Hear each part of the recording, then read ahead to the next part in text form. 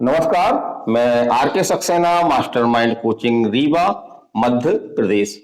और आप सभी का इस मास्टरमाइंड कोचिंग रीवा के एजुकेशनल यूट्यूब चैनल में बहुत बहुत स्वागत एवं अभिनंदन। तो इस चैनल में हम एजुकेशन संबंधी तमाम तरह की जानकारियां देते रहते हैं। कोई भी वैकेंसी आती है तो हम सबसे पहले बताने का प्रयास करते हैं। तो यदि आप स्टूडेंट हैं, एग्जाम की तैयारी कर रहे हैं, तो आप इस चैनल को अभी तक सब्सक्राइब नहीं किया है तो इसको सब्सक्राइब कर लें, बेल आइकन कर लें, शेयर कर दें। तो चलिए आज हम अपने मैटर पे जाते हैं। तो हम बात कर रहे हैं एमपी पीएससी प्री 2025 की।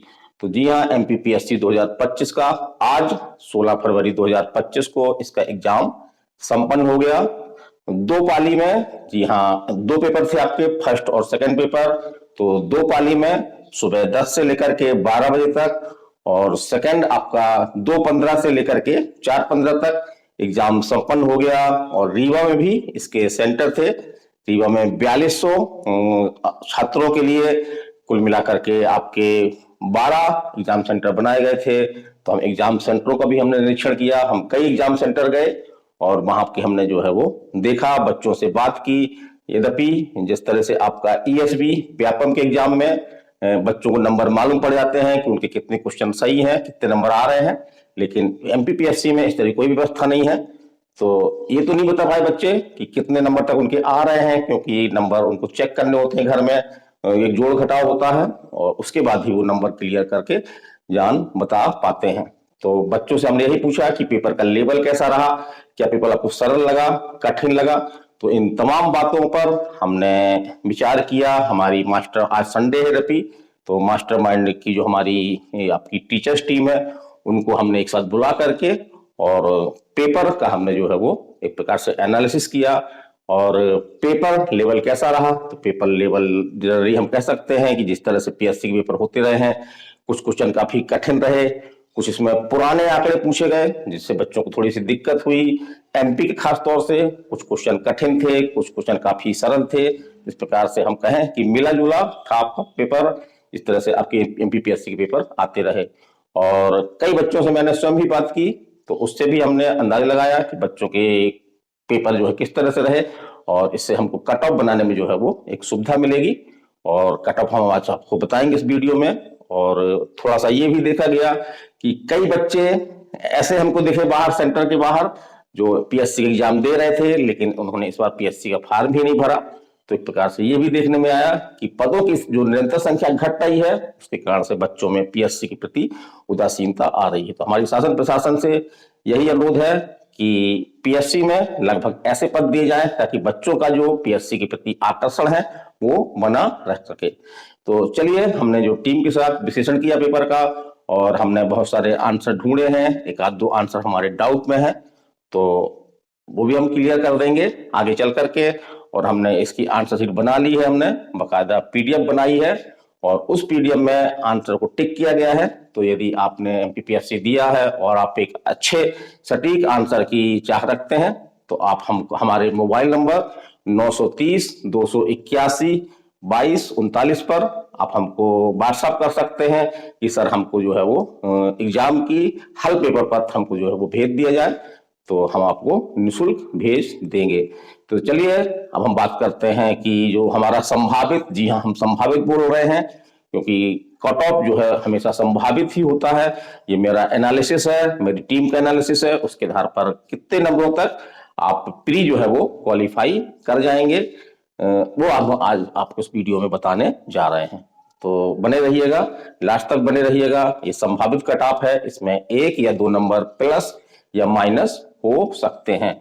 चलिए, हम बात कर रहे हैं, हम सबकी बात करेंगे, यूआर की बात करेंगे, ईडब्ल्यूएस की बात करेंगे, ओबीसी की, एससी की, एसटी की, और इसमें हम महिला, मेल और फीमेल दोनों के कट ऑफ की हम बात करने वाले हैं। जनरली दोनों कट ऑफ की बात नहीं की जाती है कई एनालिसिस में, तो हम पूरी तरह से बताने जा रहे हैं, इसको ध्यान से सुनिएगा।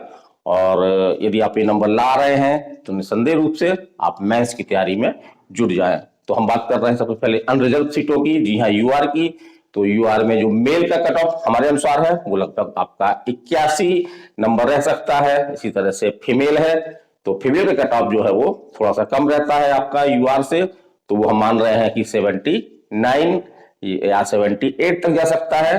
चलिए हम बात कर रहे हैं ईडब्ल्यूएस की। तो ईडब्ल्यूएस को कुल वैकेंसी में 10% सीटें जो है वो दी गई हैं।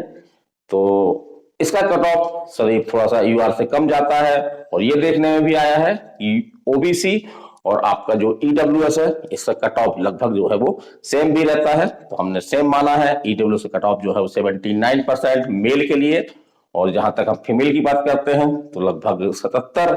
अगर उन्होंने क्वेश्चन आपके जो समान ज्ञान है, समान अध्ययन है आपका, उसमें हल किए हैं तो उनको प्री उनका निकल सकता है। चलिए हम बात कर रहे हैं ओबीसी की। तो ओबीसी आपका 79, जी हाँ, हमने ईडब्ल्यूएस के बराबर इसको मान्यता दी है। तो अगर मेल हैं आप ओबीसी के तो आपका कट ऑफ जो है 79 तक रह सकता है, और यदि आप ओबीसी में फीमेल हैं, जी हाँ ओबीसी में फीमेल है, तो आपका कट ऑफ जो है वो 76 नंबर के लगभग आपका जा सकता है।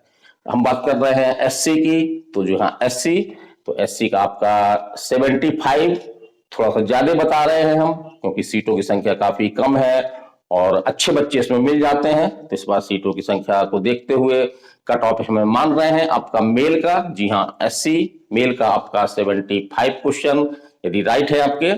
और यदि हम फीमेल की बात करें तो फीमेल के लिए हम मान रहे हैं 73 यानी 73 नंबर। यदि आप फीमेल हैं, एससी की फीमेल है और आप 73 नंबर तक ला रही हैं तो मेंस की तैयारी में जुट जाएं। चलिए हम बात कर रहे हैं एसटी की। तो एसटी, जी हाँ इसका कट ऑफ थोड़ा सा कम जाता रहा, हमेशा कम जाता रहा है। तो एसटी अगर आप मेल हैं, जी हाँ मेल हैं आप, तो आपका 72 हम मान के चल रहे हैं, और यदि आप फीमेल हैं तो आपका 70 नंबर 70 नंबर यही कट ऑफ आपका रह सकता है।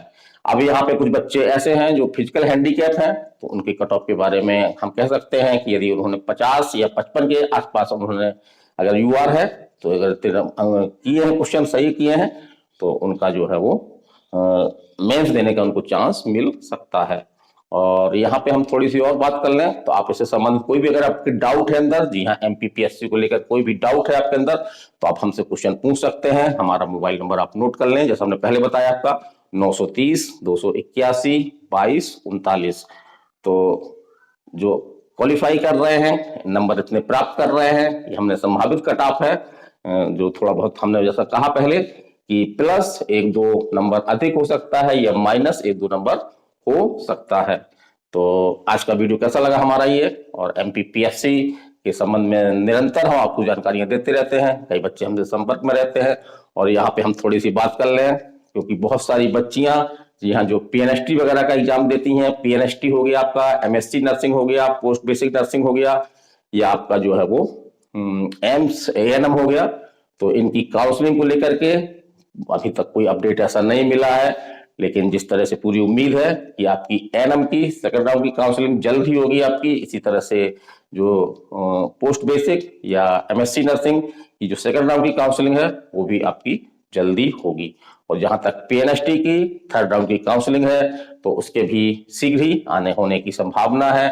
और अभी तक आज की डेट तक, जी हाँ 16 फरवरी 2025 और टाइम हो रहा है आपका करीब 8 बजे, तो यहाँ तक कोई इसका अपडेट नहीं था। हमने कईयों की वेबसाइट में भी देखा, कोई अपडेट हमको नहीं मिला। तो जैसे ही कोई अपडेट मिलता है हम आपको बताने का प्रयास करेंगे। तो चलिए आज के वीडियो में इतना ही। मैं R K Saxena, Mastermind coaching Rewa, Madhya Pradesh. नमस्कार, धन्यवाद।